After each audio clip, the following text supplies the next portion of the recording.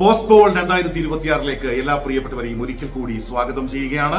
നമ്മൾ പാലക്കാട് ജില്ലയിലേക്ക് കടക്കുകയാണ്. പാലക്കാട് ജില്ലയിലെ 12 നിയമസഭാ നിയോജക മണ്ഡലങ്ങൾ കഴിഞ്ഞ 2 തെരഞ്ഞെടുപ്പുകൾ 2016-ലും 2021-ലും പാലക്കാട് എന്ന് പറയുന്നത് ഇടതുപക്ഷത്തിന്റെ ഉറച്ച കോട്ടയായി നിൽക്കുന്ന ജില്ലയാണ് പാലക്കാട് ജില്ല മൊത്തത്തിൽ.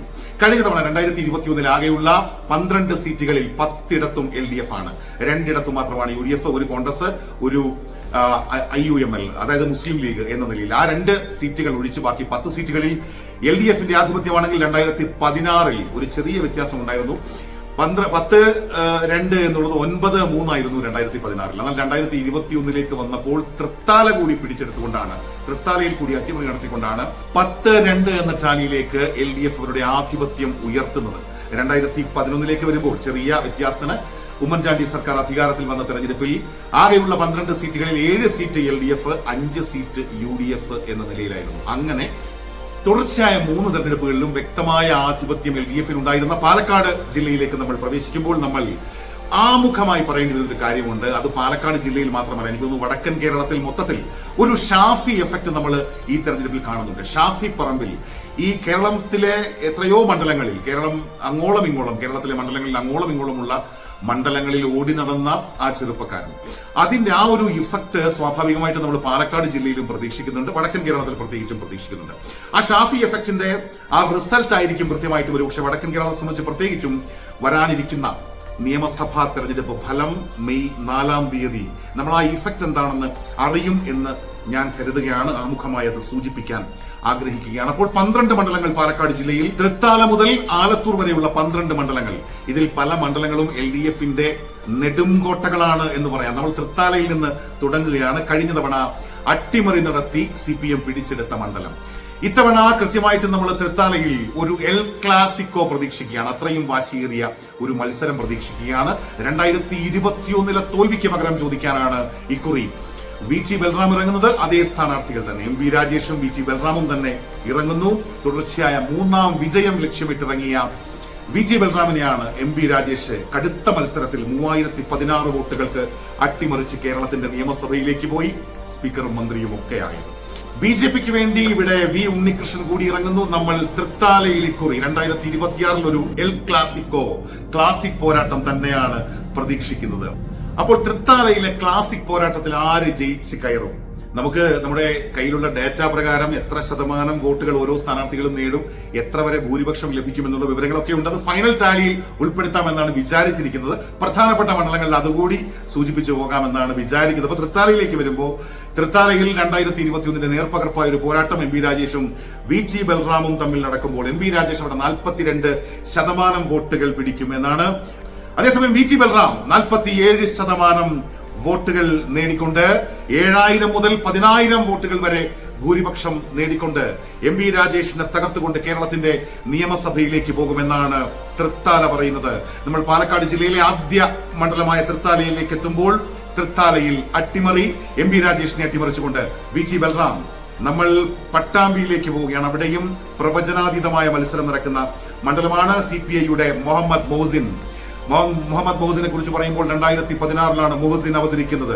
തുടർച്ചയായി 3 തവണ വിജയിച്ചു നിന്ന 4-ാം വിജയം ലക്ഷ്യമിട്ടിറങ്ങിയ കോൺഗ്രസിന്റെ പ്രമുഖനായ നേതാവ് CP മുഹമ്മദിനെ അട്ടിമറിച്ചുകൊണ്ട് 2016-ലെ തെരഞ്ഞെടുപ്പിൽ ജയൻ കില്ലറായിട്ടാണ് മുഹമ്മദ് മൊഹസിൻ എന്ന യുവ നേതാവ് അവിടെ അവതരിക്കുന്നത്. 2021-ലേക്ക് എത്തിയപ്പോൾ ഭൂരിപക്ഷം കൂട്ടിക്കൊണ്ടാണ് അദ്ദേഹം വിജയിച്ചത്. ഇത്തവണ അതിവാശിയേറിയ മത്സരം പ്രത്യേകിച്ച് TP ഷാജിയെ കുറിച്ച് പറയുമ്പോൾ V4 പട്ടാമ്പിയുടെ നേതാവായിരുന്നു. LDFനോടൊപ്പം ചേർന്നുകൊണ്ട് അവിടുത്തെ നഗരസഭ വൈസ് ചെയർമാൻ ഒക്കെ ആയിരുന്ന TP ഷാജി കോൺഗ്രസിലേക്ക് തിരിച്ചു വന്ന് അവിടെ സീറ്റ് ഉറപ്പിക്കുകയായിരുന്നു. അങ്ങനെ TP ഷാജി മുഹമ്മദ് മൊഹസിനെ നേരിടാൻ ഇറങ്ങുമ്പോൾ പട്ടാമ്പിയുടെ മണ്ണ് വല്ലാത്തൊരു പോർക്കളമായി മാറുകയാണ്. അവിടെ പി മനോജ് NDA സ്ഥാനാർത്ഥി, BJP സ്ഥാനാർത്ഥി P മനോജ് കൂടി ഇറങ്ങുമ്പോൾ അതിശക്തമായ മത്സരം നടക്കുന്ന മണ്ഡലമായി പട്ടാമ്പി മാറുകയാണ്. കഴിഞ്ഞ തവണ മുഹമ്മദ് മൊഹസിന്റെ ഭൂരിപക്ഷം 17,947 വോട്ടുകളാണ് അവിടെ. അപ്പോൾ 3-ാം വിജയം ലക്ഷ്യമിട്ടിറങ്ങുന്ന മുഹമ്മദ് മൊഹസിനെ ഈ 3-ാം അംഗത്തിൽ, മൊഹസിന്റെ 3-ാം അംഗത്തിൽ TP ഷാജിയുടെ കന്നി അംഗത്തിൽ നമുക്ക് ലഭിക്കുന്ന സൂചനകൾ TP ഷാജി തന്റെ കന്നി അംഗത്തിൽ മുഹമ്മദ് മൊഹസിന്റെ 3-ാം നിയമസഭാ പ്രവേശം എന്ന സ്വപ്നത്തെ കെടുത്തുന്നു എന്നാണ് പട്ടാമ്പിയിൽ ഒരു അട്ടിമറി സംഭവിക്കുന്നു. മുഹമ്മദ് മുഹസിനെ അട്ടിമറിച്ചുകൊണ്ട് TP ഷാജി കേരളത്തിന്റെ നിയമസഭയിലേക്ക് പോകും എന്ന് പട്ടാമ്പി പ്രവചിക്കുകയാണ്. പട്ടാമ്പിയിൽ നിന്ന് നമ്മൾ ഷൊർണൂരിലെത്തുമ്പോൾ കുറച്ച് കൗതുകമുള്ള സാഹചര്യങ്ങളൊക്കെ ഉണ്ട്. അതിശക്തമായ മത്സരം ഷൊർണൂരിൽ നടക്കുന്നു. അത് LDFന്റെ സിറ്റിംഗ് സീറ്റാണ്. P മമ്മിക്കുട്ടിയുടെ സിറ്റിംഗ് സീറ്റ്. ഷൊർണൂരിലെ നേരത്തെ ഉള്ള MLA PK ശശി ഇപ്പോ കോൺഗ്രസിലാണ്. കോൺഗ്രസ് സ്ഥാനാർത്ഥിയായിട്ട് തൊട്ടടുത്ത മണ്ഡലത്തിൽ മത്സരിക്കുന്നു എന്നൊരു പ്രത്യേകതയുണ്ട്. 2016 ഷൊർണൂരിലെ MLA ഇപ്പോ ഒറ്റപ്പാലത്ത് മത്സരിക്കുകയാണ് എന്നുള്ളൊരു കൗതുകം കൂടിയുണ്ട്. പക്ഷെ ഷൊർണൂരിനെ കുറിച്ച് പറയുമ്പോൾ നമുക്ക് അതും കൂടി ചേർക്കേണ്ടി വരുമല്ലോ. അതേസമയം അതിശക്തനായ സ്ഥാനാർത്ഥി തന്നെ കോൺഗ്രസ് ഫീൽഡ് ചെയ്യുന്നു. P ഹരിഗോവിന്ദൻ മാസ്റ്റർ വളരെയധികം സ്വാധീനമായ മണ്ഡലത്തിലുള്ള വ്യക്തിയാണ് എന്ന് തന്നെ ആണ് ആ നിലയ്ക്കുള്ള വിവരങ്ങൾ തന്നെയാണ് നമുക്ക് ലഭിക്കുന്നത്. അതേസമയം BJPക്ക് വേണ്ടി ശങ്കുട്ടി ദാസും ഇറങ്ങുകയാണ്. ശങ്കുട്ടി ദാസ് കഴിഞ്ഞ തവണ തൃത്താലയിലായിരുന്നു. തൃത്താലയിൽ നിന്ന് ഇത്തവണ ഷൊർണൂരിലേക്ക് ശങ്കുട്ടി ദാസ് വരികയാണ്. കഴിഞ്ഞ തവണത്തെ മമ്മിക്കുട്ടിയുടെ ലീഡ്, മമ്മിക്കുട്ടി നേരത്തെ 2011 തോന്നുന്നു തൃത്താലയിൽ VT ബൽറാമിനോട് പരാജയപ്പെട്ടിട്ടുള്ള നേതാവാണ്. മമ്മിക്കുട്ടിയുടെ കഴിഞ്ഞ തവണത്തെ ഷൊർണൂരിലെ ലീഡെന്ന് പറയുന്നത് 36,674 വോട്ടുകളാണ്. അതായത് വോട്ട് മലയുണ്ട് ഷൊർണൂരിൽ. അപ്പോ PK ശശിയുടെ ഈ കൂറുമാറ്റം, കളം മാറ്റം ഏത് നിലയിൽ ഈ മണ്ഡലത്തിൽ സ്വാധീനം ചെലുത്തുമെന്നൊക്കെയുള്ള ചോദ്യങ്ങളുണ്ട്. ഏതായാലും ഷൊർണൂരിൽ നിന്ന് നമുക്ക് ലഭിക്കുന്ന സൂചനകൾ പ്രകാരം അവിടെ ഒരു അട്ടിമറി നടത്താൻ ഹരിഗോവിന്ദൻ മാസ്റ്റർക്ക് കഴിയുന്നില്ല എന്നാണ്. P മമ്മിക്കുട്ടി തന്നെ ഒരിക്കൽ കൂടി ഈ രണ്ടാം അംഗത്തിൽ നിയമസഭയിലേക്ക് പോകും. ഷൊർണൂർ അംഗത്തിൽ P മമ്മിക്കുട്ടി ഹരിഗോവിന്ദൻ മാസ്റ്ററെ തോൽപ്പിച്ചുകൊണ്ട് കേരളത്തിന്റെ നിയമസഭയിലേക്ക് പോകും എന്ന് ഷൊർണൂർ പറയുകയാണ്. ഷൊർണൂരിൽ നമ്മളപ്പോൾ ഒറ്റപ്പാലത്തേക്ക് വരികയാണ്. ഒറ്റപ്പാലത്ത് നമ്മുടെ VD സതീശന്റെ ഭാഷയിൽ പറഞ്ഞാൽ വിസ്മയം ഇതാ കോൺഗ്രസ് സ്ഥാനാർത്ഥിയായിട്ട് മത്സരിക്കുന്നു എന്ന് പറയേണ്ടി വരുന്നു. K പ്രേംകുമാറിനെ നേരിടാൻ PK ശശി തന്നെ ഇറങ്ങുന്നു. മുൻ ഷൊർണൂർ MLA PK ശശി ഇറങ്ങുന്നു. BJPക്ക് വേണ്ടി BJP സ്ഥാനാർത്ഥിയായിട്ട് മേജർ രവിയും മത്സരിക്കുന്ന മത്സരക്കളം നാലാമത്തെ മണ്ഡലമായ ഒറ്റപ്പാലം. കഴിഞ്ഞ തവണത്തെ പ്രേംകുമാറിന്റെ ലീഡ് 15,152 വോട്ടുകൾക്ക്. അത് ഡോക്ടർ P സരിനായിരുന്നു കഴിഞ്ഞ തവണ കോൺഗ്രസിന്റെ സ്ഥാനാർത്ഥി. സരിൻ ഇപ്പോൾ LDFിലാണ്. അതേസമയം മുൻ MLA PK Sasi അടർത്തിക്കൊണ്ടുവന്നാൽ PK Sasi UDFിലേക്ക് വന്ന് ഷൊർണൂരിലെ MLA ഒറ്റപ്പാലത്ത് മത്സരിക്കുന്നു. മുൻ MLA ഒറ്റപ്പാലത്ത് മത്സരിക്കുന്നു എന്ന കൗതുകം കൂടി പേറുന്ന വലിയ മത്സരം നടക്കുകയാണ്. ആ മത്സരത്തിൽ PK ശശിക്ക് പ്രേംകുമാറിന് ഒരു വലിയ വെല്ലുവിളി കൊടുക്കാൻ കഴിയുന്നുണ്ടോ, വെല്ലുവിളി ഉയർത്താൻ കഴിയുന്നുണ്ടോ? മത്സരം കടുത്ത മത്സരമാണ് എന്നൊക്കെ പറയുമ്പോഴും PK ശശി ഒറ്റപ്പാലത്തിന്റെ മണ്ണിൽ വീഴുമെന്നാണ്. PK ശശിയെ തോൽപ്പിച്ചുകൊണ്ട് പ്രേംകുമാർ തന്നെ ഒരിക്കൽ കൂടി ഇതാ കേരളത്തിന്റെ നിയമസഭയിലേക്ക് പോകാൻ ഒരുങ്ങിക്കഴിഞ്ഞുവെന്ന് ഒറ്റപ്പാലം പറയുമ്പോൾ നമ്മൾ കോങ്ങാടേക്ക് വരികയാണ്. കോങ്ങാട് അതിശക്തമായ മത്സരം നടക്കുന്ന മണ്ഡലമാണ്. അത് മുസ്ലിം ലീഗിന്റെ സീറ്റായിരുന്നു. കഴിഞ്ഞ തവണ UC രാമനായിരുന്നു മുസ്ലിം ലീഗിന് വേണ്ടി മത്സരിച്ചത്. ആ സീറ്റ് കോൺഗ്രസ് ഏറ്റെടുത്തിട്ട് ഇതാ അതിശക്തയായ ഒരു സ്ഥാനാർത്ഥി അവിടെ ഇറക്കുന്നു. K തുളസിയാണ് അവിടെ കോൺഗ്രസ് സ്ഥാനാർത്ഥിയായിട്ട് മത്സരിപ്പിക്കുന്നത്. K ശാന്തകുമാരിയാണ് LDF സ്ഥാനാർത്ഥി. K ശാന്തകുമാരിയുടെ സിറ്റിംഗ് സീറ്റാണ്. ശാന്തകുമാരി കഴിഞ്ഞ തവണ UC രാമനെ തോൽപ്പിച്ചു. രണ്ടാം അംഗത്തിന് ഇതാ ഇറങ്ങുമ്പോൾ K തുളസി ശക്തയായ എതിർ സ്ഥാനാർത്ഥിയായിട്ട് വരുന്നു. രേണു സുരേഷ് BJPയുടെ സ്ഥാനാർത്ഥിയായിട്ട് മത്സരിക്കുമ്പോൾ കഴിഞ്ഞ തവണ ശാന്തകുമാരിയുടെ ലീഡ് 27,219 വോട്ടുകളാണ്. വോട്ട് കോട്ടയാണ്, അല്ലെങ്കിൽ വോട്ട് മലയാണ്. അവിടെ ഒരു അട്ടിമറി നടത്താൻ VK ശ്രീകണ്ഠൻ MPയുടെ ജീവിത സഖി പത്നി കൂടിയായ K തുളസിക്ക് കഴിയുമോ എന്ന ചോദ്യമാണ്. ആരാണ് കോങ്ങാട് നിന്നും ഇത്തവണ 2026 കേരളത്തിന്റെ നിയമസഭയിലേക്ക് പോകുന്നത്? നമുക്ക് ലഭിക്കുന്ന ഉത്തരം കോങ്ങാട് പ്രവചിക്കുന്നത് ഇങ്ങനെയാണ്. സിറ്റിംഗ് MLA K ശാന്തകുമാരിയെ വീഴ്ത്തി പ്രൊഫസർ K തുളസി കേരളത്തിന്റെ നിയമസഭയിലേക്ക് പോകുന്നുവെന്ന് കോങ്ങാട് പ്രവചിക്കുകയാണ്. അതായത് അതിശക്തമായ അട്ടിമറി 2026 കോങ്ങാട് മണ്ഡലത്തിൽ സംഭവിക്കുകയാണ്. കോങ്ങാട് നിന്ന് മണ്ണാർക്കാടേക്ക് വരികയാണ്. ലീഗിന്റെ സിറ്റിംഗ് സീറ്റാണ്. N ഷംസുദ്ദീന്റെ സിറ്റിംഗ് സീറ്റ്. അവിടെ CPIക്ക് വേണ്ടി മൻസിൽ അബൂബക്കർ ഇറങ്ങുന്നു. BDJ സ്ഥാനാർത്ഥി ഐസക് വർഗീസും ഇറങ്ങുകയാണ്. 2021 5,870 വോട്ടുകളുടെ ഭൂരിപക്ഷത്തിലാണ് N ഷംസുദ്ദീൻ മണ്ണാർക്കാട് നിന്ന് കേരളത്തിന്റെ നിയമസഭയിലേക്ക് പോകുന്നത്. അതേസമയം ഇക്കുറി നമ്മൾ വലിയ ഡീറ്റെയിൽസിലേക്ക് പോകുന്നില്ല, കാരണം ഈ വീഡിയോ ലെങ്ത് ആകുമെന്നുള്ളത് കൊണ്ട്. അതേസമയം ഇക്കുറി 17,000 മുതൽ 20,000 വരെ ഭൂരിപക്ഷത്തിൽ മണ്ണാർക്കാട് നിന്ന് മുസ്ലിം ലീഗിന്റെ N ഷംസുദ്ദീൻ ഒരിക്കൽ കൂടി കേരളത്തിന്റെ നിയമസഭയിലേക്ക് പോകുമെന്ന് മണ്ണാർക്കാട് പറയുമ്പോൾ മറ്റു മണ്ഡലങ്ങളിലൂടെ വളരെ വേഗം പോവുകയാണ്. മലമ്പുഴ 2001 മുതൽ 2016 വരെ 4 തവണ VS അച്യുതാനന്ദനെ ജയിപ്പിച്ച മണ്ഡലം. അവിടെ അച്യുതാനന്ദന് ശേഷം A പ്രഭാകരനാണ് മണ്ഡലം നിലനിർത്താനായി ഇറങ്ങിയത്. കഴിഞ്ഞ തവണ 1,00,000 വോട്ടിന്റെ ഭൂരിപക്ഷമുണ്ട്. 25,734 വോട്ടുകളുടെ ഭൂരിപക്ഷമുണ്ട്. സി കൃഷ്ണകുമാർ 2016-ലും 2021-ലും 2ാം സ്ഥാനത്ത് വന്ന സ്ഥാനാർത്ഥി ഇത്തവണയും BJPക്ക് വേണ്ടി അവിടെ മത്സരിക്കുകയാണ്. അതേസമയം VSന്റെ സന്തത സഹചാരിയായിരുന്ന VSന്റെ PA പേഴ്സണൽ അസിസ്റ്റന്റ് കൂടിയായിരുന്ന A സുരേഷാണ് CPM ബന്ധം ഉപേക്ഷിച്ച് കോൺഗ്രസ് സ്ഥാനാർത്ഥിയായിട്ട് മലമ്പുഴയിൽ മത്സരിക്കുന്നത്. എന്നാൽ നമുക്ക് ലഭിക്കുന്ന സൂചനകൾ പ്രകാരം അവിടെ ഒരു അട്ടിമറിയൊന്നുമില്ല. പക്ഷേ അവിടെ വലിയ തോതിൽ ലീഡ് കുറയും. ഏതാണ്ട് 10,000-ലേക്ക് വരെ ലീഡ് താഴാൻ സാധ്യതയുണ്ട് എന്ന വിവരമാണ്. അങ്ങനെ ലീഡ് കുറഞ്ഞാലും A പ്രഭാകരൻ തന്നെ ഒരിക്കൽ കൂടി കേരളത്തിന്റെ നിയമസഭയിലേക്ക് പോകുന്നു എന്ന് മലമ്പുഴ പറയുകയാണ്. മലമ്പുഴയിൽ നമ്മൾ പാലക്കാടേക്ക് വരികയാണ്. സ്വപ്ന സമാനമായ മത്സരങ്ങൾ നടക്കുന്ന മണ്ഡലമാണ്. നമുക്കറിയാം, കഴിഞ്ഞ തവണ എനിക്ക് തോന്നുന്നു 2021-ലെ ഇലക്ഷന്റെ ഏറ്റവും വലിയ ഹൈലൈറ്റ് എന്ന് പറയുന്നത് പാലക്കാട് പോരായിരുന്നു. മെട്രോമാൻ E ശ്രീധരനും ഷാഫി പറമ്പിലും തമ്മിലുള്ള അവസാന നിമിഷം വരെ ഉദ്വേഗം മുറ്റി നിൽക്കുന്ന ഇഞ്ചോടിഞ്ച് പോരാട്ടം. ആ ഇഞ്ചോടിഞ്ച് പോരാട്ടത്തിനൊടുവിലാണ് 3,859 വോട്ടുകൾക്ക് കരുത്തനായ മെട്രോമാനെ ഷാഫി പറമ്പിൽ മലർത്തിയടിക്കുന്നത്.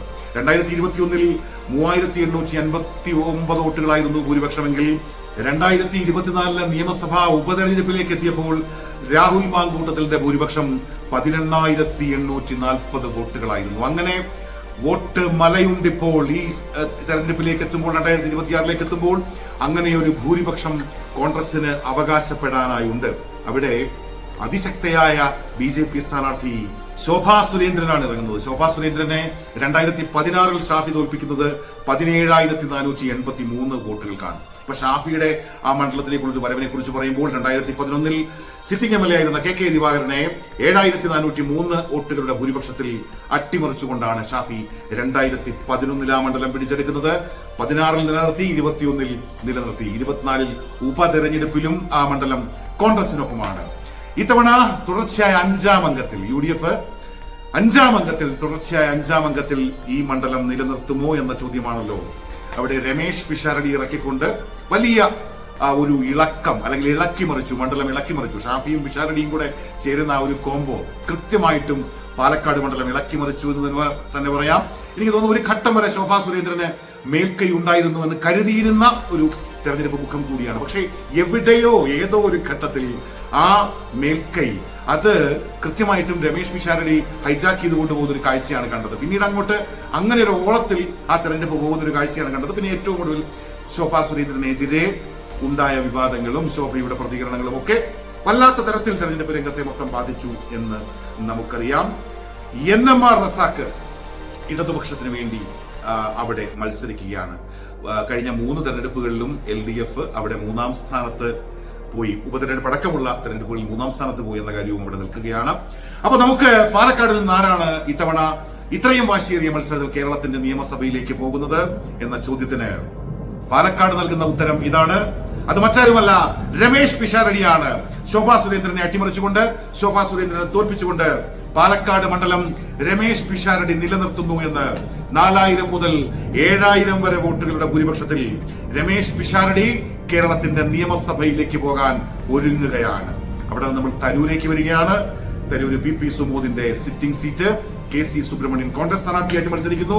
സുരേഷ് ബാബു BJP സ്ഥാനാർത്ഥിയായിട്ട് ഇറങ്ങുന്നു. 2021-ൽ സുമോദിന്റെ ലീഡ് 24,531 വോട്ടുകളാണ്. KA ഷീബയ്ക്കെതിരെ നേടിയ ലീഡ്. അവിടെ 2 തെരഞ്ഞെടുപ്പുകളിൽ 2011-ലും 2016-ലും AK ബാലനാണ് വിജയിച്ചത്. 2021-ൽ സുമോദ്.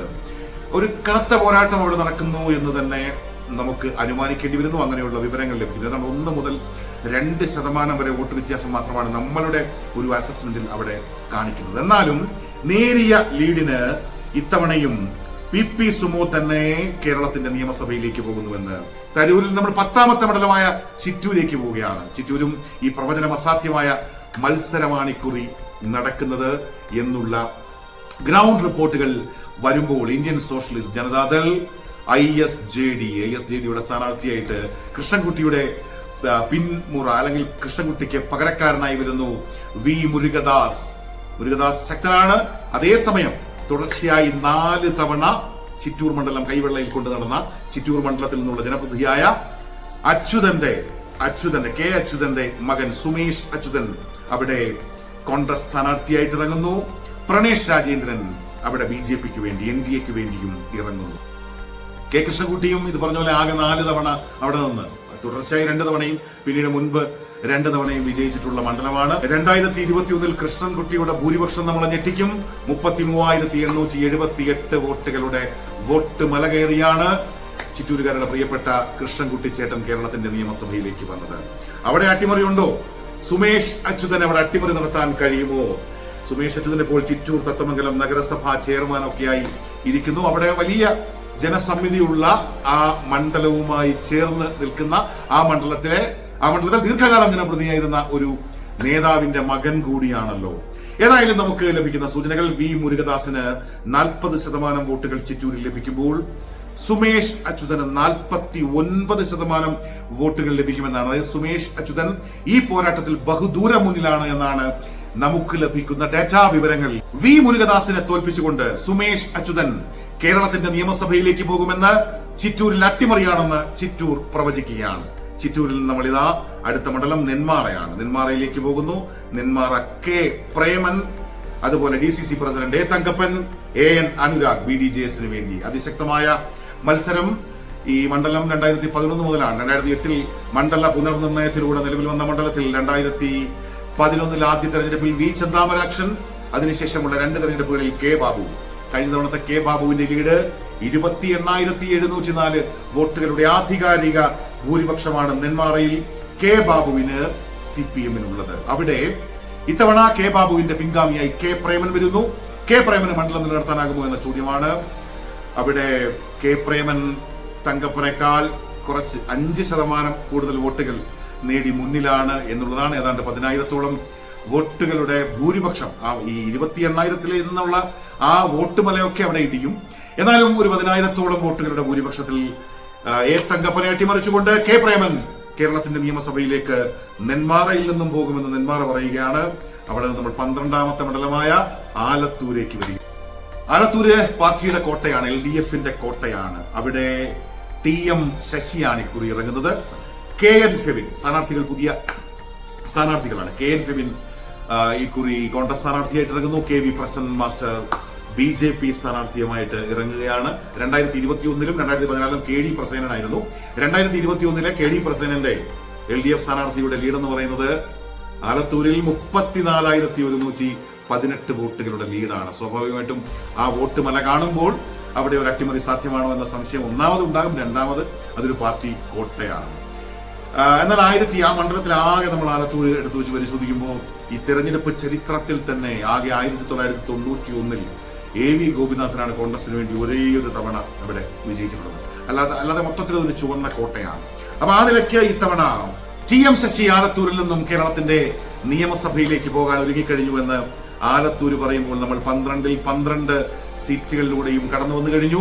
കഴിഞ്ഞ തവണ 10-2 എന്ന ചാലിയായിരുന്നെങ്കിൽ 2011-ൽ പോലും 7-5 എന്ന ചാലിയായിരുന്നെങ്കിൽ 2026-ലേക്ക് വരുമ്പോൾ ഇതാ ബലാബലം പിടിക്കുകയാണ്, ഇഞ്ചോടിഞ്ച് പിടിക്കുകയാണ്. 6 സീറ്റുകൾ LDF നിലനിർത്തുമ്പോൾ 6 സീറ്റുകൾ UDF പിടിക്കുകയാണ്. അതായത് 4 സീറ്റുകൾ കൂടി കൃത്യമായിട്ടും ഈ തെരഞ്ഞെടുപ്പിൽ 2026 തെരഞ്ഞെടുപ്പിൽ UDF പിടിച്ചെടുക്കുകയാണ്. അങ്ങനെ അതിശക്തമായൊരു പിന്തുണ ഇത്തവണ പാലക്കാട് ജില്ല കഴിഞ്ഞ തെരഞ്ഞെടുപ്പുകളെ അപേക്ഷിച്ച് വലിയ ഒരു പിന്തുണ, വലിയൊരു പിൻബലം UDFന് നൽകുന്നുവെന്നാണ് നമുക്ക് ഗ്രൗണ്ടിൽ നിന്ന് ലഭിക്കുന്ന റിപ്പോർട്ടുകളിൽ നിന്ന്, സൂചനകളിൽ നിന്ന്, ഡാറ്റകളിൽ നിന്നൊക്കെ നമുക്ക് മനസ്സിലാക്കാൻ കഴിയുന്നത്. നമുക്ക് അങ്ങനെ ഒരു നിഗമനത്തിലാണ് എത്തിച്ചേരാൻ കഴിയുന്നത്. പാലക്കാട് ജില്ലയിൽ ഇക്കുറി ഇഞ്ചോടിഞ്ചാണ്, ബലാബലമാണ്. 6 സീറ്റ് LDF ആണ്, 6 സീറ്റ് UDF-ഉമാണ്. നമ്മൾ വളരെ പെട്ടെന്ന് മറ്റ് പ്രധാനപ്പെട്ട ജില്ലകളിലേക്കും കൂടി പോവുകയാണ്. നമ്മൾ ഏതാണ്ട് എത്തുകയാണ്. ഇനി അധികം ദിവസമില്ല. 4-ാം തീയതിയിലേക്ക് ചുരുക്കം ദിവസങ്ങൾ മാത്രമാണ്. നമുക്ക് എല്ലാ ജില്ലകളുടെയും കൂടി സമഗ്രമായ ഒരു ചിത്രം കൂടി പ്രിയപ്പെട്ട സുഹൃത്തുക്കളിലേക്ക് ഇതിനകം ഈ സമയപരിധിക്കുള്ളിൽ എത്തിക്കാനും ശ്രമിക്കുകയാണ്. മറ്റ് ജില്ലകളിലേക്ക് വളരെ വേഗം പോകുന്നു. കൂടെ ഇരുന്ന എല്ലാ പ്രിയപ്പെട്ടവർക്കും ഒത്തിരി സ്നേഹം അറിയിക്കട്ടെ. നിങ്ങളുടെ അഭിപ്രായങ്ങളും നിർദ്ദേശങ്ങളും ഒക്കെ കമന്റുകളായി എഴുതും എന്നും പ്രതീക്ഷിക്കുക.